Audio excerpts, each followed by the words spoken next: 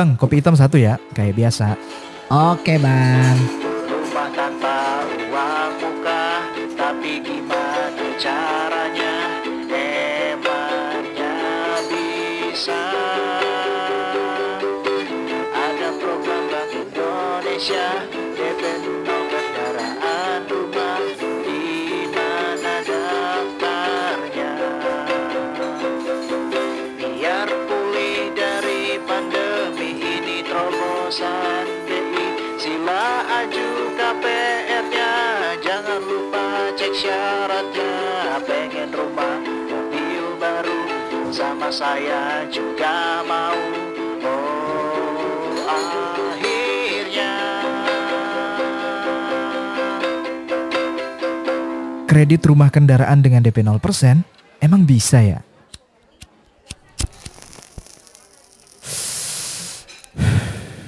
Oke lah, yuk kita bahas di sini obrolan warung kopi.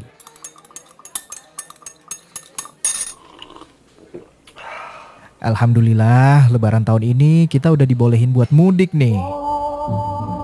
Setelah 2 kali ya kita nggak bisa kumpul keluarga karena pandemi. Tapi pandeminya masih ada, belum hilang sama sekali ya. Jadi masker segala macam tetap pakai ya supaya semuanya aman. Anyway, gimana pengalaman mudik kemarin? Pada naik apa nih? Mau absen dulu dong pejuang-pejuang jalur darat. Seperti biasa momen-momen mudik pasti macet ya. Kalau jelang-jelang kumpul keluarga gitu kan biasa jadi ajang pamer-pameran pencapaian kan.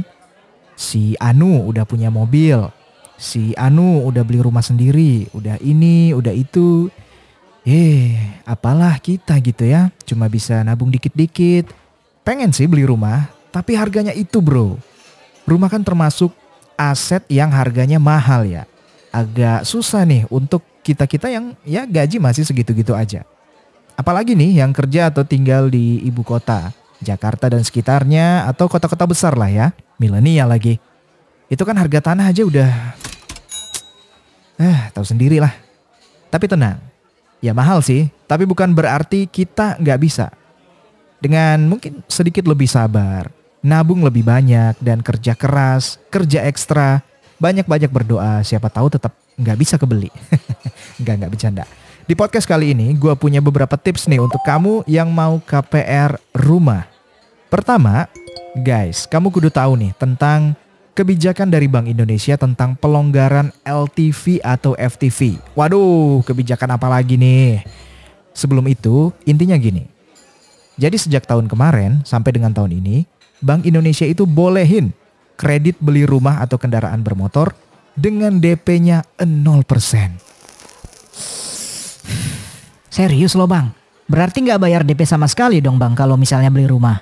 Jadi gini saudara-saudara, mohon dicatat ya. LTV itu singkatan dari loan to value. Kalau FTV itu financing to value. Dua ini sama aja sih, cuman kalau FTV itu untuk bank syariah. Jadi LTV FTV ini tuh pinjaman yang dikasih oleh bank terhadap nilai properti atau kendaraan yang mau kita beli. Kalau kita mau kredit sesuatu, biasanya kan ada yang namanya down payment atau DP. Berapa persen DP-nya gitu kan? Nah, kebijakan LTV FTV ini tuh nentuin nih seberapa banyak uang muka atau DP yang akan kita bayar kalau misalnya kita mau ngajuin kredit rumah atau kendaraan.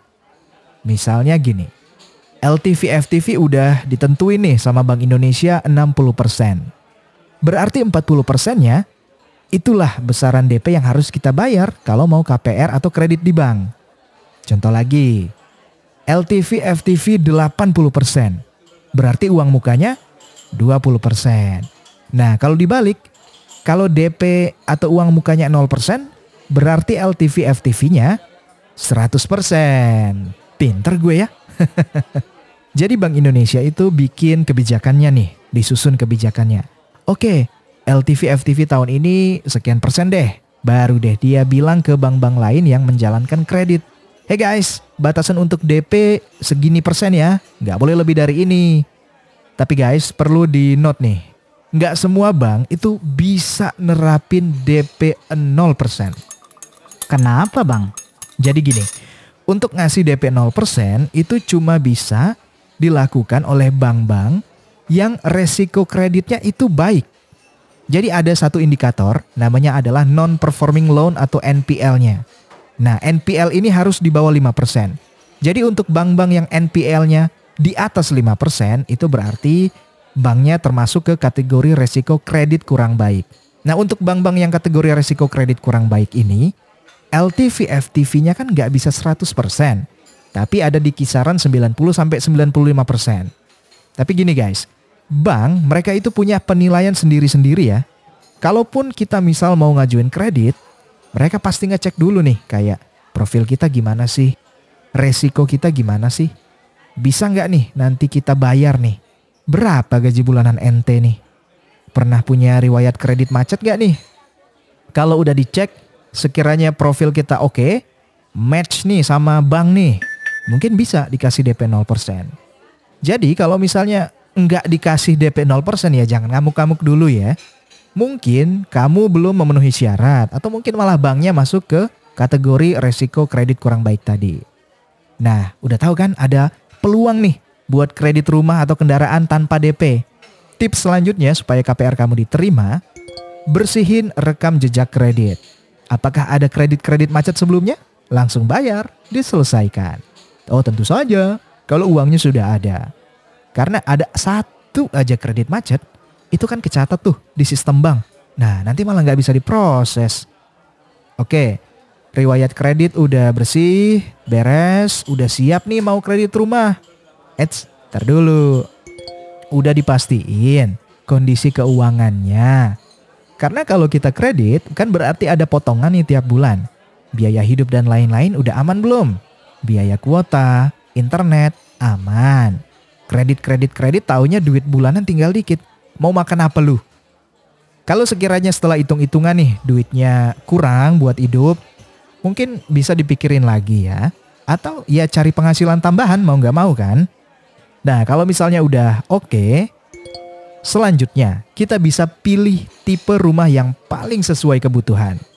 Siapa sih yang nggak pengen rumah besar dan bagus? Gue juga mau kali.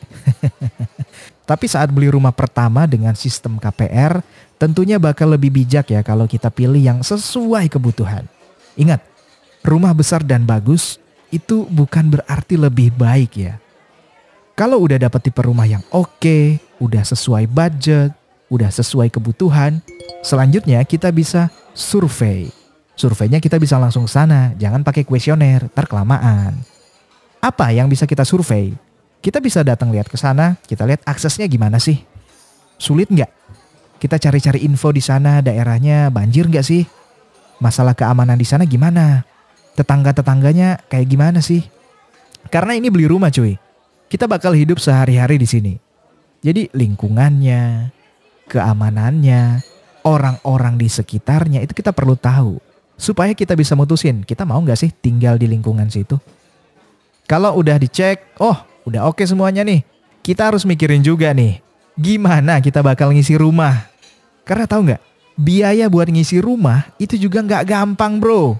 Mungkin kamu bertanya-tanya ya, kenapa nggak dari dulu nih Bank Indonesia bikin kebijakan kayak gini nih? Kenapa baru sekarang? Oke, jadi alasan dibalik kita nyebutnya stimulus lah ya. Jadi semacam merangsang sesuatu. Dengar kata merangsang pikirannya jangan kemana-mana dulu. Jadi karena pandemi kemarin kan semua sektor ancur-ancuran tuh. Literally semua sektor kena dampaknya karena kan susahnya mobilitas orang, bertemu fisik gitu ya. Nah itu bedanya sama krisis-krisis terdahulu. Kalau yang dulu-dulu mayoritas kan yang kena itu sektor keuangan. Kalau pandemi COVID ini kesehatan terus menjalar kemana-mana nih. Nah tentunya pemerintah kita itu nggak diam aja dong. Jadi masing-masing lembaga ini dengan tugasnya masing-masing itu dikasih tugas ekstra nih. Apa yang bisa dilakuin supaya kita bisa recovery dari dampak COVID. Nah Pak Peri kan mikir nih, saya harus ngapain ya? Apa saya cetak duit aja nih sebanyak-banyaknya nih, terus bagi-bagi ke masyarakat? Sepertinya ide buruk. Di antara berbagai sektor yang tadi, Bank Indonesia ngelihat nih, ada dua sektor, yaitu properti dan otomotif. Kedua sektor ini mulai membaik, tapi belum baik-baik banget. Oke, Kalau misalnya mulai membaik, kayaknya bakal makin baik. Ntar kalau misalnya kita kasih bantuan atau kita kasih stimulus tadi. Tapi kenapa sih mesti otomotif dan properti? Karena dua sektor ini tuh potensial banget. Dua sektor ini menyerap tenaga kerja yang banyak banget. Belum lagi sumbangsih mereka untuk devisa ekspor. Terus ada lagi, industri otomotif dan properti ini di samping-samping mereka tuh banyak industri lain yang juga bakal jalan karena mereka saling terkait. Misalnya otomotif sama perdagangan. Kalau properti pasti sama furniture, bahan bangunan, dan lain-lain. Kebayang ya, kalau dua industri ini ketolong, pasti industri di sekitarnya juga bakal ngerasain manfaatnya. Udah terbukti nih. Saya kutip dari mediaindonesia.com berdasarkan survei harga properti residensial yang dirilis oleh Bank Indonesia. Ternyata tipe properti sedang di tahun 2021 itu tumbuh sekitar 3% di kuartal kedua. Terus di kuartal ketiga naik lagi tuh jadi sekitar 7%. Sedangkan untuk properti yang tipe besar itu tumbuh sekitar 45%. Impactnya pasti berasa nih di ekonomi nih. Dari angka-angka tadi ada peluang untuk bisa lebih gede lagi nih kalau makin banyak orang yang tahu tentang kebijakan ini dan turut serta terlibat di kredit properti atau kendaraan. Nah jadi gitu ya latar belakang kenapa uang muka untuk kredit rumah dan kendaraan itu ada pelonggaran. Buat yang berminat, buat yang mau untuk kredit rumah atau kendaraan baru, silahkan guys bisa manfaatin kesempatan ini guys. Ini nggak datang 2 kali loh ini.